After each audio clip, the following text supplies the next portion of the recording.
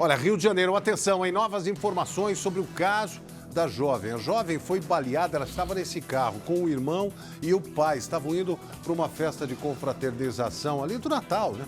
Para ceia. Sim. De repente, a viatura da Polícia Rodoviária Federal começa a atirar contra o carro. Ele dá seta, tenta parar o carro, vai indo para o acostamento, mas a viatura, né, os policiais dentro da viatura atiram mais e mais. E os disparos, eles acontecem ali na região da cabeça. Foi exatamente isso que atingiu na Juliana Rangel, de 26 anos.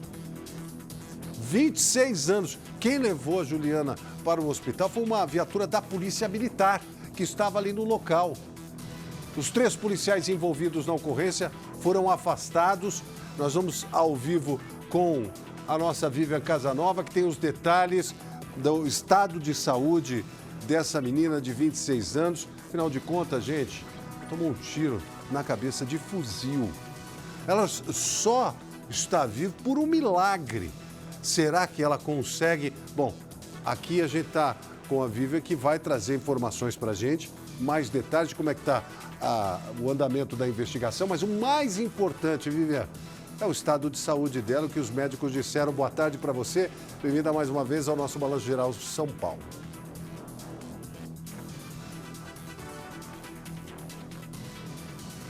Olá, William. Boa tarde. Boa tarde a todos que acompanham o Balanço Geral. Pois é, a gente retornou hoje aqui ao Hospital Adão Pereira Nunes, em Duque de Caxias, na Baixada Fluminense, para realmente ter notícias sobre o estado de saúde da Juliana Leite Rangel, de 26 anos. Ela que foi baleada na cabeça, né, e foi trazida às pressas para este hospital. Eu estou ao lado do Dr. Maurício Mansur, que vai trazer detalhes, né, de como está a paciente. Dr. Maurício, muito obrigada pela sua participação aqui no Balanço Geral. A primeira coisa que a gente quer saber como está a Juliana, como que foi essa primeira noite da Juliana depois da cirurgia? Boa tarde. A Juliana, enfim, depois da cirurgia, ela encontra-se ainda num estado gravíssimo, tá? Estável, porém gravíssimo. Está ao cuidado tanto da neurocirurgia quanto do pessoal da terapia intensiva no CTI. Todos os procedimentos necessários, os cuidados necessários estão sendo feitos para ela. E ainda é muito cedo para a gente falar em qualquer ponto em relação a sequela ou alguma coisa assim. Doutor, a gente sabe que a Juliana está em coma induzido e é uma medida necessária nesse momento.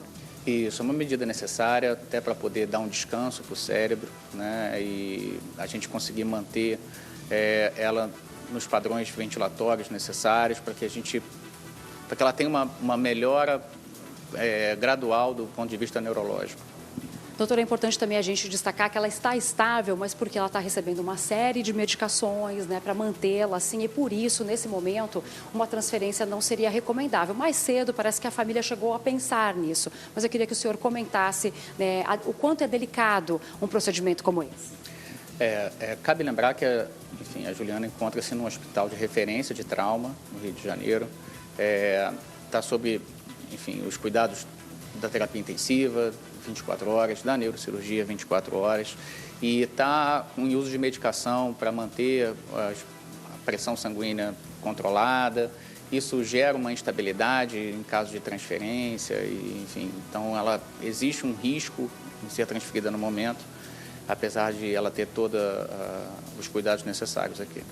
Doutor, a gente quer muito saber isso, né? Com o passar das horas, diminui o risco de morte?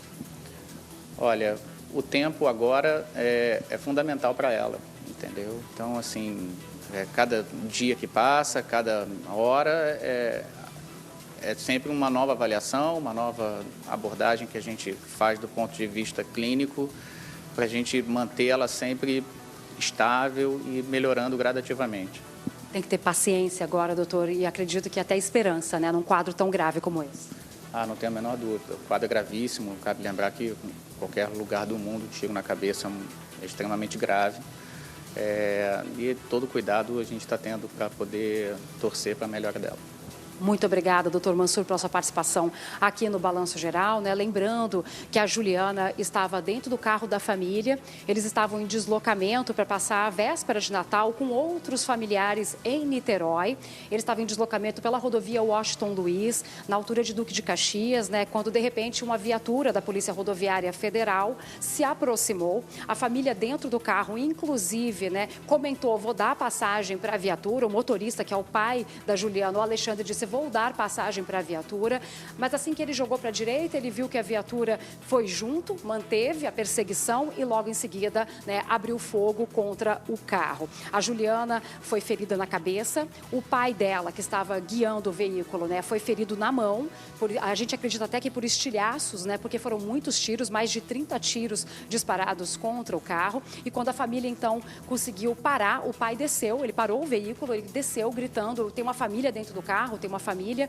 A polícia então parou e perguntou por que vocês atiraram na nossa direção. E ele disse, eu sequer tenho uma arma. Então a gente até o momento não sabe do que de fato aconteceu na rodovia que despertou a atenção desses policiais para este veículo da família a ponto, né, de abrir fogo contra o carro desses familiares. Agora a investigação está correndo pela Polícia Federal, uma perícia de local já foi realizada, a viatura da Polícia Rodoviária Federal também passou por perícia, assim como o carro da família. As armas dos policiais rodoviários federais foram apreendidas para exame de balística, toda a perícia necessária vai ser realizada, né? Foram disparados tiros de fuzis e de pistolas em direção ao carro da família, tudo isso está sendo analisado pela polícia e os agentes já prestaram depoimento e estão afastados, né, de suas funções operacionais. A gente vai continuar acompanhando esse caso de perto, dia a dia, aqui no Rio de Janeiro. É com você, William. Obrigado, Vivian Casanova, trazendo informações, falando desse número de disparos,